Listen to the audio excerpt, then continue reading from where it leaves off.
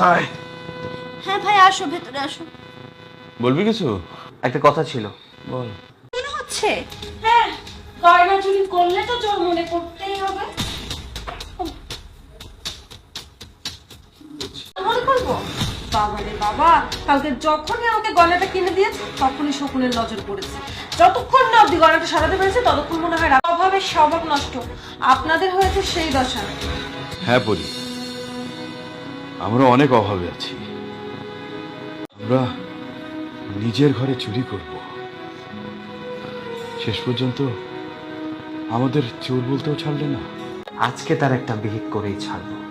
আমি জানি তোমার এই রুমে সার্চ করে কিছুই পাবো না। যদি এই রুমে কিছু পাওয়া না যায়, বাকিদেরও রুম আমি সার্চ করব। থাক ভাই, আর না। তোরা রুম চেক কর, রুম সার্চ কর, তাতে আমার কোনো আপত্তি নেই। প্রতিদিন তুই একটার পর একটা অশান্তি ফেস করবি, এটা আর ভাল লাগছে না। তোরা সার্চ কর, যা ইচ্ছা তাই কর।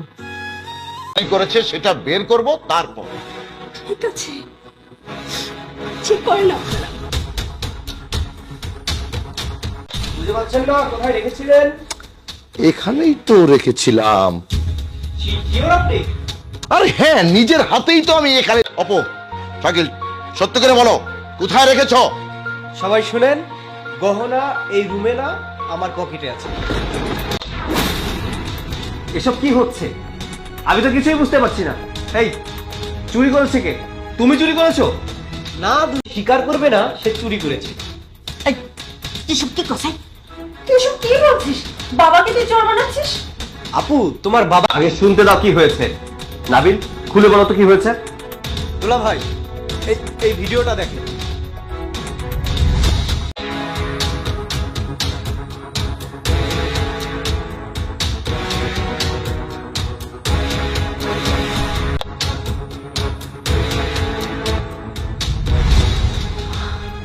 দেখেন চাচা, দুলা ভাই, আমি তাদেরকে ফলো করতে করতে এই রুমে আসি, আর এসেই দেখি এই ঘটনা। আর তারা স্বীকার করবে না বলেই আমি এই ভিডিওটা করে রেখেছিলাম। সম্মানটুকু তো আপনি অনেক আগেই খুইয়েছেন, তারপরেও আপনাকে এই সম্মান দিয়ে গেছে, আর শেষ পর্যন্ত নিচে নামতে পারলেন আপনি। আমার ইচ্ছে করছে এই মুহূর্তে আপনাদের সবাইকে ঘাড় ধাক্কা দিয়ে বাড়ি থেকে বের করে দিই। বাবা, ইনি আমার মেয়ের সংসারে আর কেউ থাকুক, আমার একমাত্র মেয়ে। আমরা আমাদের মতো করে সারা, তাই না? আমি আমার ভাইয়ের একমাত্র ছোট ভাই। আপনি আপনার মেয়েকে যেমন ভালোবাসেন, আমি আমার ভাইকে তেমন ভালোবাসি। আপনার তো জামাই বাড়িতে পড়ে গেছে, কখনো কিছু বলেছি? আপনার মেয়ে আপনাদেরকে ভালোবাসে বিধায় এই বাড়িতে রেখে দিয়েছে। আমার ভাই ভাবির এতে কোনো সমস্যা নেই, তাহলে আমার ভাই ভাবি এখানে থাকলে আপনাদের কিসের সমস্যা? আপনি জানেন, আমার এই ভাই ভাবি পর্যন্ত নেয়নি। আর চেয়েছিলাম তো একসাথে থাকতে সবাই মিলে। সমস্যাটা কোথায় ছিল? সুখে শান্তিতে কি আমরা একসাথে থাকতে পারতাম না? আমাকে মাফ করে দাও সবাই, আমি স্বার্থপর হয়ে গিয়েছিলাম। আপু, আমাকে ক্ষমা করে দাও মা, আমি কথা দিচ্ছি আজকের পর থেকে আমি চলে যাচ্ছি। তার আগে তোমরা বলো, আমাকে তোমরা সবাই ক্ষমা করো।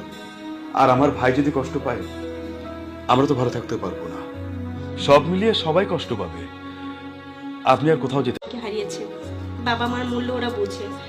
আপনারা কষ্ট পাবেন না, আমরা সবকিছু ভুলে গিয়ে নতুন করে আবার সবাই একসাথে থাকবো।